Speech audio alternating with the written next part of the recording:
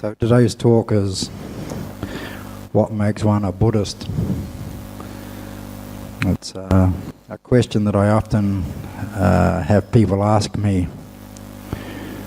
When can I call myself a Buddhist? And you can call yourself a Buddhist anytime you like. But whether you're a Buddhist or not is a completely different question. When I first heard the Dhamma some years back, I was traveling in India, and I happened to end up in the same place at the same time that the Dalai Lama was giving some teachings. So I went to listen to these teachings, and at one stage the Dalai Lama asked who would like to come forward, take refuge in the Triple Gem, and to take the 5 precepts. So, being fairly impressed by some of the things I'd heard His Holiness speaking about, I went forward and very dutifully, very respectfully took refuge in the Triple Gem, went on the 5 precepts, and that night there was a group of us who had all basically become Buddhists that day, and we went to the bar to celebrate. So we hadn't quite got the concept of what being a Buddhist was all about. You know, we're just excited about this new religion that we had come to know. But we had very little understanding of what it meant to be a Buddhist. Now, a lot of people, they say to me, "Oh yeah, I'm a Buddhist. I was born in Sri Lanka. I'm a Buddhist. I was born in Thailand. I'm a Buddhist. I was born in Myanmar." You know, if you're born in Sri Lanka, that actually makes you a Sri Lankan. If you're born in Thailand, it makes you Thai. I mean, I was born in a hospital. I'm not a doctor. So, you know, even the Buddha himself said that it's not by your caste that one becomes a Brahmin. You know, it's got nothing to do with who your mother or who your father is. But a lot of people are convinced that because they are born in a particular country, it makes them a particular religion. You know, we see it not just with Buddhists, we see it with Christians. You know, I've worked with a lot of people from countries like Spain. Spain is a Catholic country. So as soon as you ask them, you know, they say, "I'm a Catholic, I'm from Spain." It's like, no, you're not, you're Spanish. You know, it's got nothing to do with your birth. It's got nothing to do with your caste. But people are fairly convinced that it is.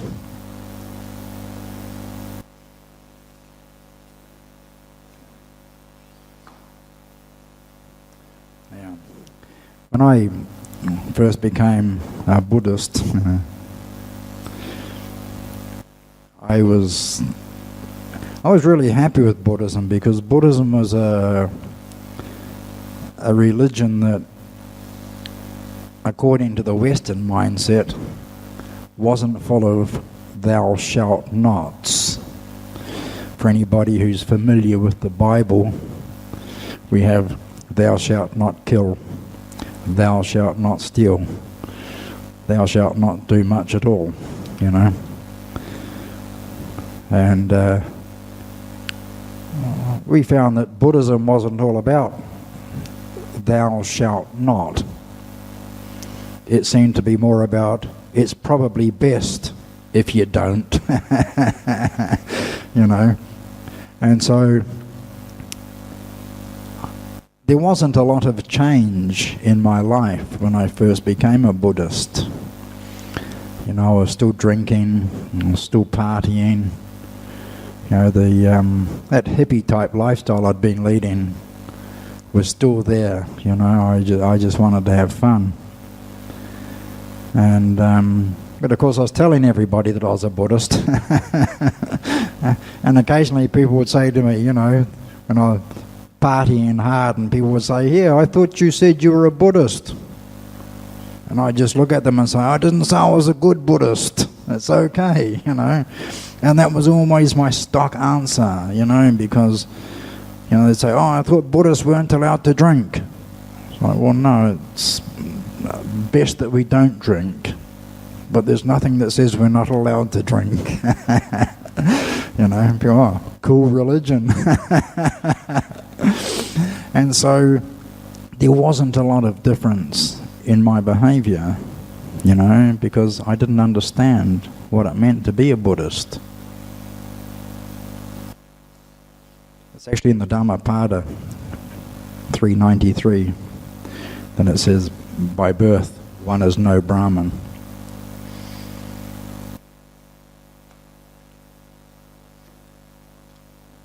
People often speak to me today, they look at situations in certain countries. They look at Sri Lanka, they look at Myanmar, and they look at Thailand. And they say, "I thought that's supposed to be a Buddhist country. Why is there so much violence?" You know, why? Sometimes even we look at some of the monks. Oh, I've seen photographs of monks who their eyes are just full of hatred. And I think to myself, that's not what being a Buddhist monk is all about, you know. But they call themselves Buddhists, and of course people look at this and they automatically they judge the whole Buddhist religion on the things that they see on the television, you know.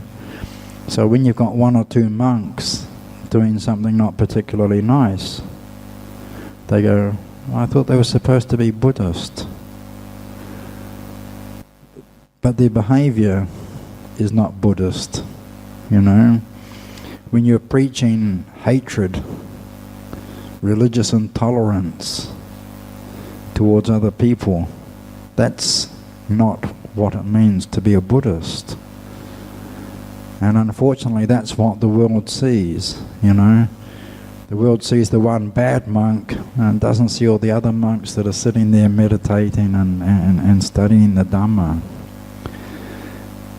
I've even had it said, I've had monks tell lay people that they need to respect me because of my robes, but they don't need to listen to me because I'm not a real Buddhist.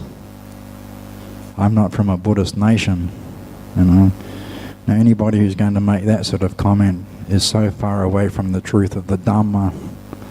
You know, it's, as I say, it's got nothing to do with where we're born, you know.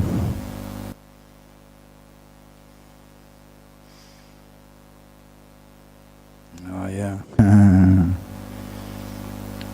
When I was a layperson, I would visit some Buddhist countries. And there's one instance I remember quite clearly. I was catching a taxi from a train station to a particular address. Now, I'd caught a taxi from that address to the train station about a week earlier, and I remember the price quite well. So when I got back to the train station, I went to the taxi rank and I said, "I want to go to such and such a place." And the taxi driver quoted me a price about 3 times higher than what it should have been. And I said to him, no, it's not that much, it's only X amount of money. And he started to argue, so I said to him, well, you can turn the meter on. And I don't know what it is with so many taxis. Meter broken. Every time I try to catch a taxi, meter broken. You know, it's like they need to get those meters fixed. Well, I noticed that there was a Buddha statue on the dashboard of the taxi. So I said to the driver, look, before we continue this discussion any further, I said, maybe we take the Buddha statue, I said, off the dashboard, I said, and put it in the glove compartment. I said, because I'm not convinced it's a good idea to lie in front of the Buddha. He looked at me and he went, oh, are you a Buddhist? I went, in that case, he was only going to charge me a fraction more than he should have been. And I said to him, the precepts don't say not to steal from Buddhists. I said, it says me to abstain from stealing. You know, you've got it wrong. And so even the concept of the precepts is confused. You know, we just took refuge here a few minutes ago, and we took the 5 precepts.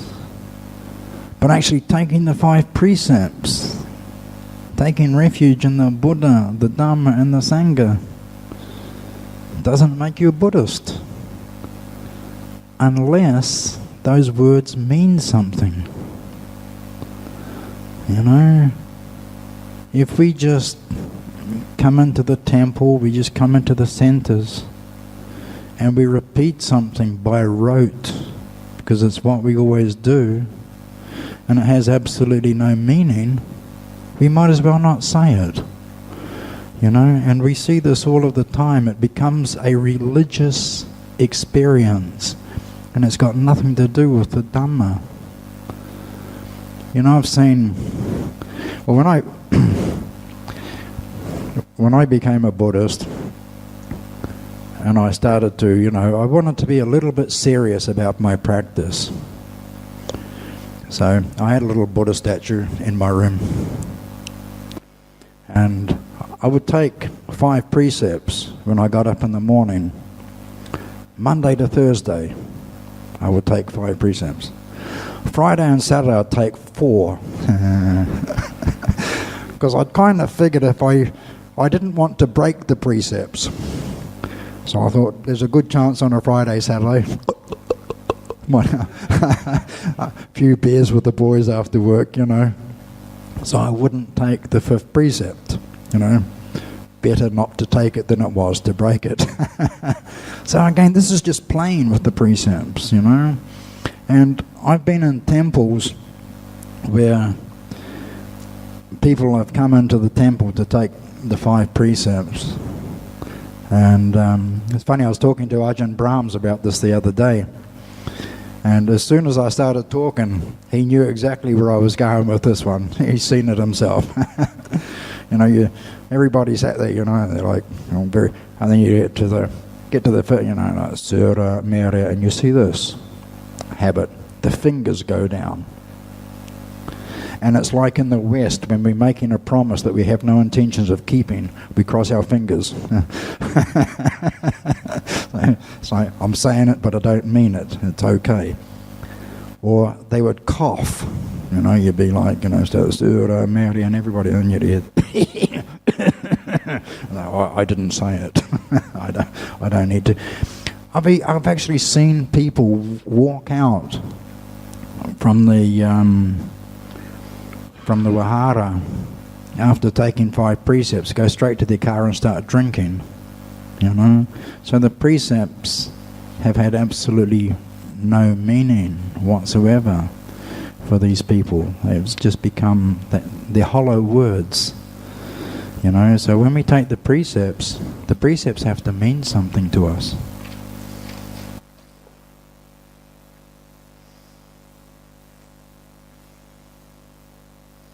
So, when can I call myself a Buddhist?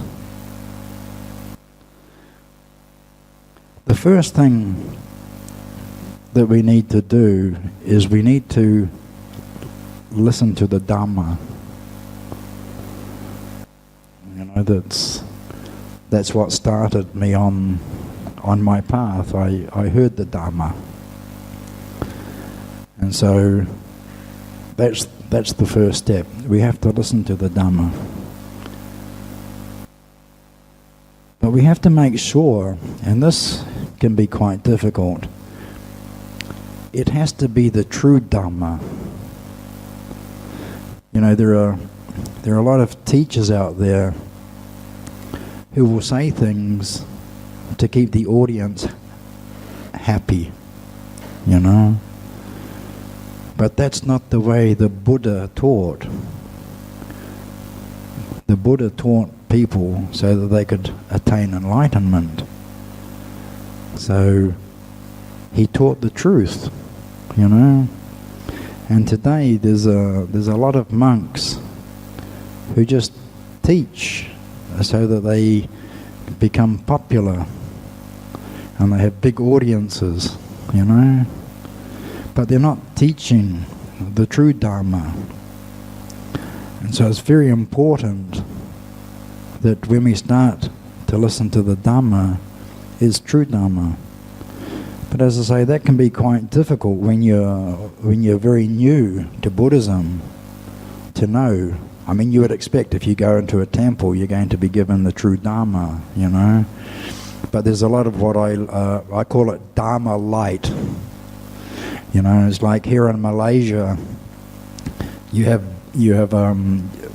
some beer. You can buy some beer in this country that's got no alcohol in it, So it's kind of got the flavour of beer, but it's not beer.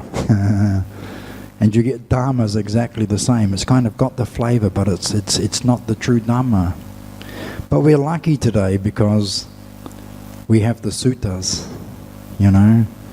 So we can always refer back.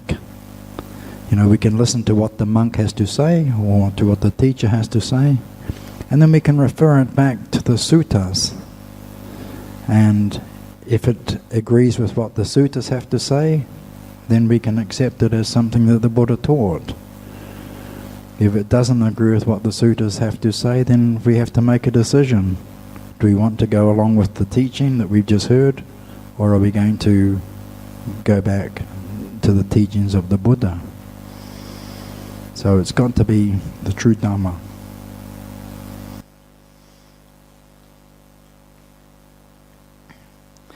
So once we listen to the Dhamma, we start to develop saddha. Saddha is confidence. Confidence in the Buddha, confidence in the Dhamma, and confidence in the Arya Sangha.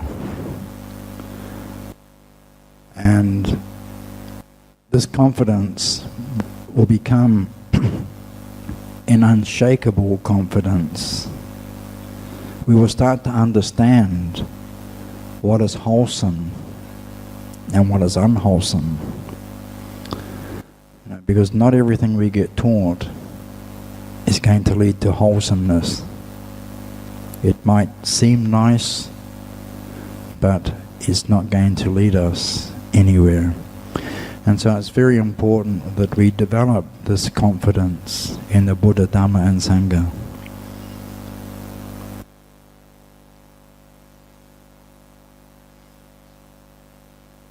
So this is the saddha that we develop. We need to investigate the Dhamma. This is one thing that, the Buddha did teach us. It's this ehipassiko, to come and to see. This So this isn't just listening to somebody, but this is investigating it. You know, a lot of people, they use the Kalama Sutta incorrectly. The Kalama Sutta is a very popular sutta for people who want to pick and choose what the Dhamma actually says, and it's a horribly misinterpreted sutta, and it's a sutta where they often only say a small piece of the sutta, you know, what I call cut and paste Buddhism. They take a little piece that they like and they just leave everything behind. We need to investigate the Dhamma, and when we start to investigate the Dhamma, we see, is this wholesome? Or is it not wholesome? If it's wholesome, we can accept it. If it's unwholesome, then we're going to reject it, because the Buddha didn't teach us anything that was unwholesome. He only taught the wholesome side of the Dhamma.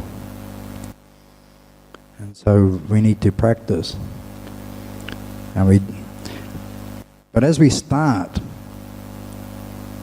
developing the confidence in the Buddha, Dhamma and Sangha, we find that we start to have a look at our morality, our sila.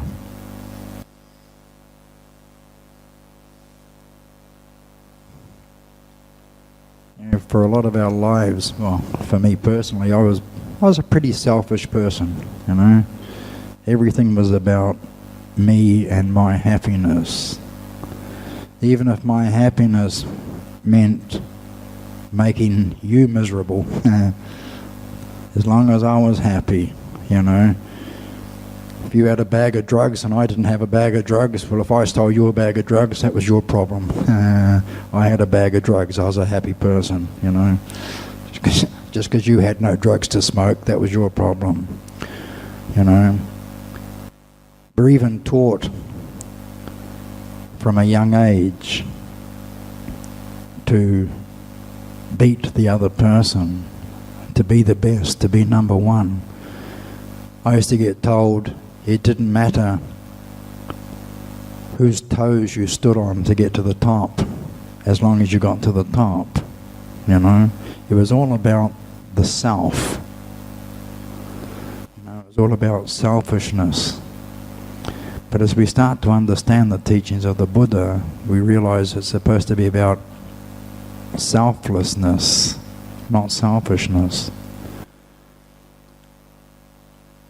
And one of the first things we start to develop is generosity. Because right from when we're about this big, we stop being generous. You know, you've got all your toys there. You know, you've got 150 different toys spread out on the floor, and you're playing with one, and another child comes in and picks up one of your toys, and it's like, that's my toy. And you will do anything to make sure that the other child doesn't play with your toy. Even though you don't want to play with it, it doesn't matter. It's mine. You can't have it. And so we start to develop this selfishness from a very, very young age, you know. And then, of course, we take it through our school days, you know, where we're taught to be competitive, you know, on the sports field, in the examination room. Everything's about being the best, being number one, you know.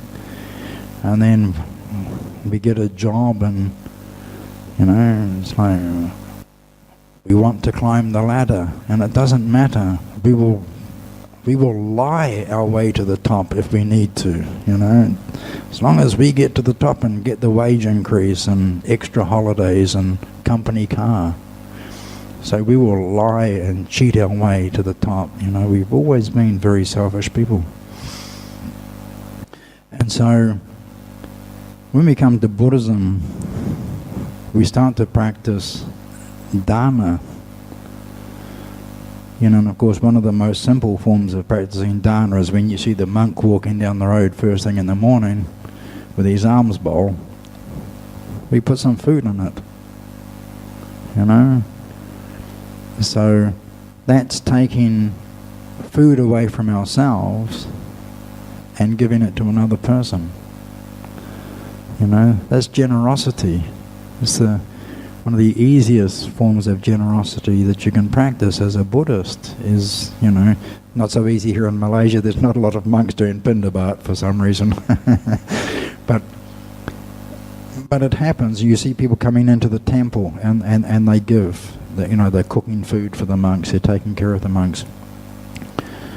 You know, when you see the beggar sitting at the side of the road with his little polystyrene cup, so many times you're like, get a job. You know, the guy's got no legs and one arm. You know, he's not going to get a very good job, is he? You know, but we don't want to give him a couple of ringgit.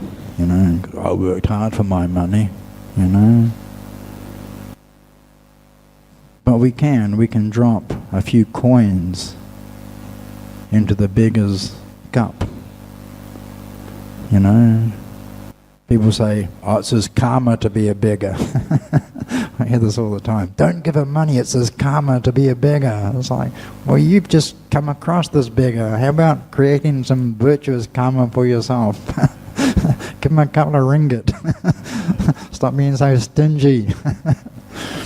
You know?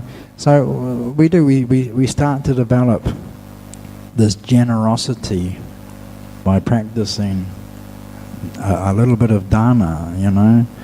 And of course this doesn't mean that we go stupid, you know. It's like you don't go and give away the family fortune. You know, that's not what the Buddha taught. You know, the Buddha always taught us to be a little bit smart when it came to that sort of thing. You know, like with the householder, he didn't want you giving away so much money that you couldn't afford to feed your family or pay your rent. You know, that's just silly giving, you know. But we give away little bits. And through that practice, selflessness starts to come up. The ego starts to die down. This concept of it's my money, you know, or it's my time. That's another way of dana, time, you know. People come into the temple and they do little jobs here and there, or you know, I don't know if you have them here in Malaysia, but like in New Zealand and places, you know, you have these charity shops and very cheap clothing and stuff that people have donated. And all the staff that work in these shops are unpaid staff, you know. They do 2 or 3 hours a day, 2 or 3 days a week. You know, this is dana, you know. This is generosity. This is giving of their time, and this, you know, and this is to raise money to go towards various charities. They sell the clothes off cheap, and the money all goes to, you know, the Heart Foundation or, you know, cancer research, something like this. Now, this is selflessness. These people expect nothing in return. And that's one very important thing when we're giving. When we give expecting nothing back. You know, I've seen people, you know, giving, you know, waving around 100 ringgit note. So, I'm just going to go and give this to the donation box anonymously. No, you're not. You've just told everybody you're going to go and give this 100 ringgit anonymously. It doesn't work like that, you know. There used to be one temple I used to be out, and on the Buddha days, on the full moon days, the lay people used to come and they'd take the 8 precepts. And there used to be a guy sitting up the front. He had this pad. He's a very important man. And people would go up and they'd give him some money, and he'd write it on a book. And then at the end of the chanting and stuff, he would have the microphone, and then he'd start reading out the people's names and how much they'd given, you know. And I used to think to myself, well, that's your merit gone. You've just used it by actually wanting to have it advertised what you've just given to the temple. Any virtuous merit, you just used it up on your ego, on letting everybody know what you've done. That's not giving selflessly. That's giving to get yourself a name, And so we have to learn that when we give expecting nothing in return. Of course you do get things in return, because you're doing a very virtuous act. And so we give quietly, and we do accumulate virtuous merit. But we're getting rid of the ego, and that's what Buddhism's about. Getting rid of the I. It's that I that keeps us on the cycle of samsara. This constant I, this constant ego, it's, the love of the I that keeps us going round and round and round, So when we start to give, this starts to go away. And then the morality side kicks in. The precepts take on meaning. I've sat there in temples during the chanting, listening to people swatting mosquitoes. And you turn around afterwards, they've got little piles of mosquitoes and they're counting, they're having a competition, see who killed the most mosquitoes during the chanting session, It's like, no! We're not supposed to be harming living beings. Oh, it's only a mosquito. It's like, doesn't matter.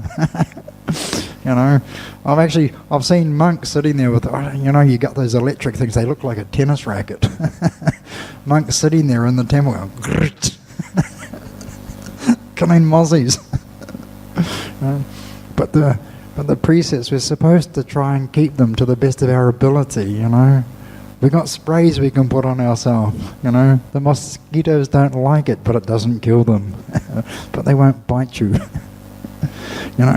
So we start to practice the precepts because we start to understand that as I want to be happy, so do all other living beings want to be happy, And so we try to the best of our ability.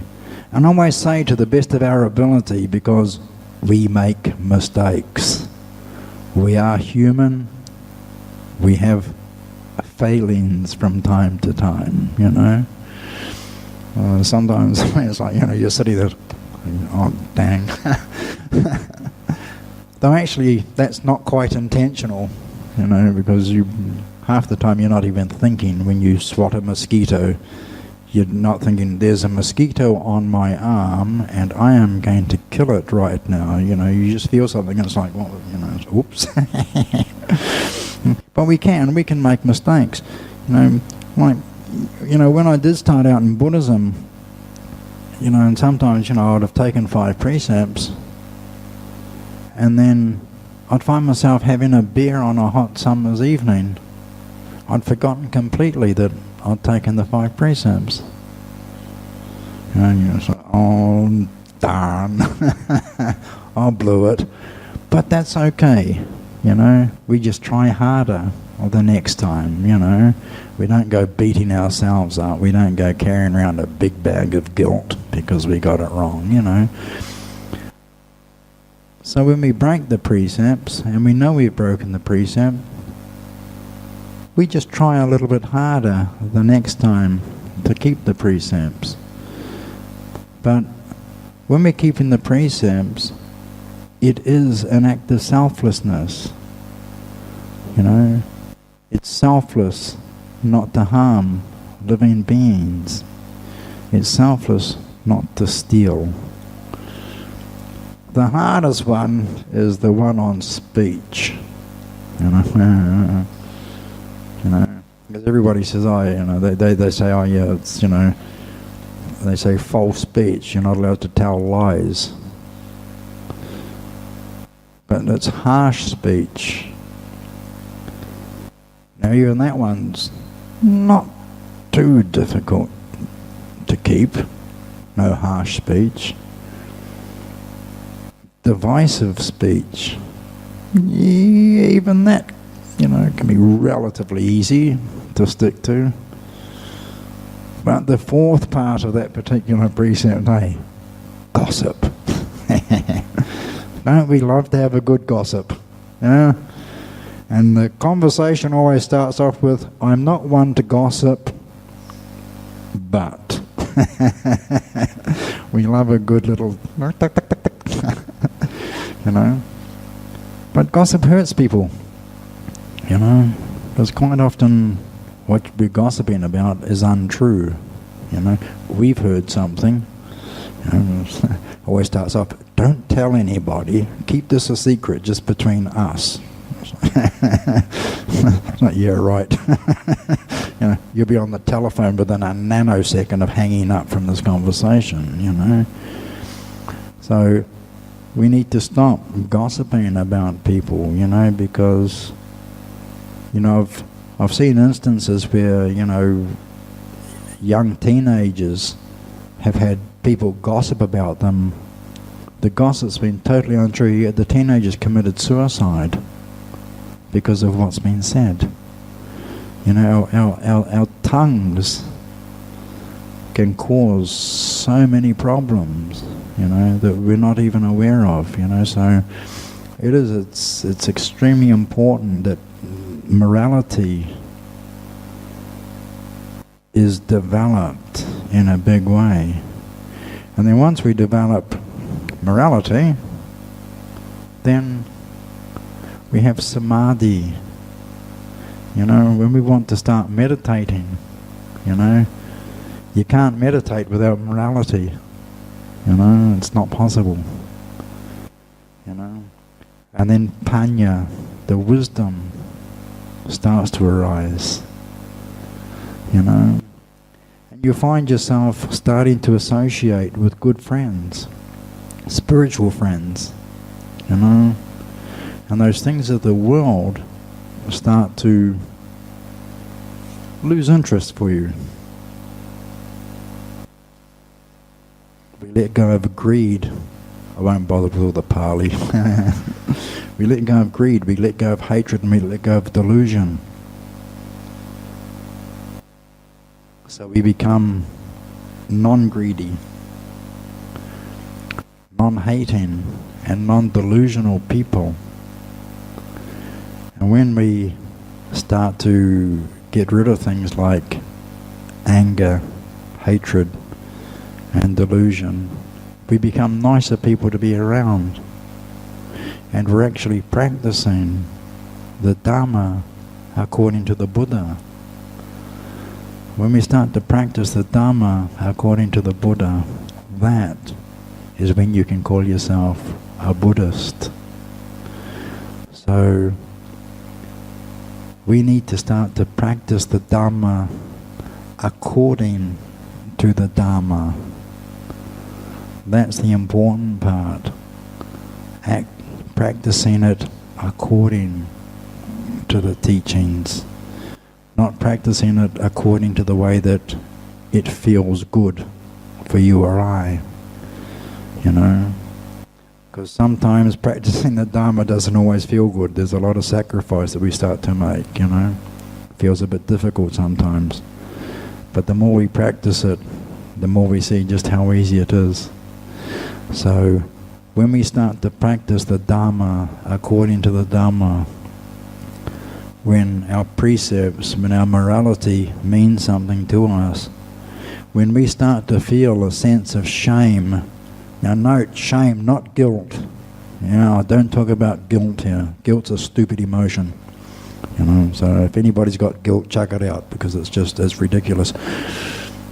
But when we break the precepts, we start to feel a sense of shame that we broke it, And that sense of shame, what it does is it encourages us to try harder. That's all it is. It just encourages us to try harder to live by the precepts. And when we've got that, then we can call ourselves Buddhists. Thank you.